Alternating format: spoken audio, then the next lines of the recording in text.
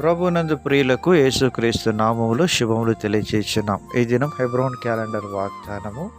యెహోవా జీవము గలవాడు, నా ఆశ్రయదుర్గమైన వాడు, స్తోత్రార్హుడు. కీర్తనల గ్రంథము 18వ అధ్యాయము 46వ చరణంలో దైవజనుడు దావీదు మహారాజు ఈ విధంగా తెలియజేస్తున్నాడు. ప్రియమైనటువంటి దేవుని ప్రజలారా, దేవుని యొక్క దాసుడు మాట్లాడుతూ తన యొక్క ఆశ్రయ దుర్గాన్ని గురించి ఆయన దేవుని సన్నిధిలో కీర్తిస్తూ ఉంటున్నాడు. ప్రియమైనటువంటి దేవుని ప్రజలారా, దేవుడు మనకు ఆశ్రయమైనటువంటి దుర్గముగా ఉంటున్నాడు. ఆయన జీవము గలవాడు, ఆయన జీవము చేత మనల్ని బ్రతికించినాడు. ఒకప్పుడు మన యొక్క ఆత్మీయ స్థితి మృతమైనటువంటిది. మీ పాపముల చేతను అపరాధముల చేతను మీరు చచ్చిన వారై ఉండగా ఆయన మిమ్మల్ని క్రీస్తుతో కూడా బ్రతికించెను అని ఎఫెసీ పత్రిక 2వ అధ్యాయం 1వ వచనంలో పౌలు గారు ఎఫెసీలకు రాస్తూ మాట్లాడుతూ ఉన్నారు. ప్రియమైనటువంటి దేవుని ప్రజలారా, ఆయన జీవాన్ని కలిగినటువంటి ప్రతి ఒక్కరూ జీవము గల దేవుని దర్శించి ఆయనను ఆరాధించే ఆ యొక్క పరిచర్యను ఎప్పటికీ కూడా మరిచిపోయేవారుగా ఉండరు. ఎందుకంటే దైవజనుడు యోబు ఇలాగున ఆరాధిస్తున్నాడు. యోబు గ్రంథం 19వ అధ్యాయం 25వ చరణంలో, నా విమోచకుడు సజీవుడనియు తర్వాత ఆయన భూమి మీద నిలిచిననియు నేను ఎరుగుదును అని దైవజనుడు సాక్ష్యం ఇస్తున్నాడు.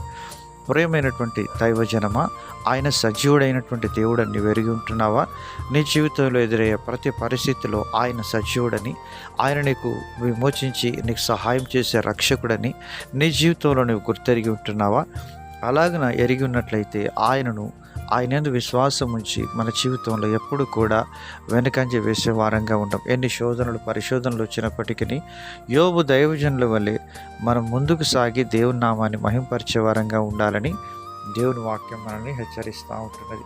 ప్రియమైనటువంటి దైవజనమా, కీర్తనల గ్రంథం 19వ అధ్యాయం 14వ చరణంలో, యెహోవా నా ఆశ్రయ దుర్గమా, నా విమోచకుడా, నా నోటి మాటలు నా హృదయ ధ్యానము నీ దృష్టికి అంగీకారములగునుగాక అని దైవజనుడు దావీదు కీర్తిస్తూ ఉన్నాడు. ప్రియమైనటువంటి దేవుని ప్రజలారా, దేవుడు విమోచకుడు. ఆయన మన మాటలను అంగీకరించి ఆయన దృష్టికి అంగీకారములుగా ఉండాలని మనము ప్రార్థించి ఆరాధించవలసిన వారంగా ఉంటున్నాం. ఆ విధంగా దైవజనుడు చూపిన మాదిరిలో మనం దేవుని ఆరాధించబద్దులమై ఉంటున్నాం. దేవుడు మనకు ఆశ్రయంగా ఉంటున్నాడు. ఆయన మనకు రక్షకుడుగా, కోటగా, కొండగా ఉంటున్నాడు. అందును బట్టి దేవుడు చేసిన విమోచన కార్యాన్ని బట్టి ఆయనను మన జీవితకాలం అంతా కూడా స్తుతించి ఆరాధించబద్దులమై ఉంటున్నాము.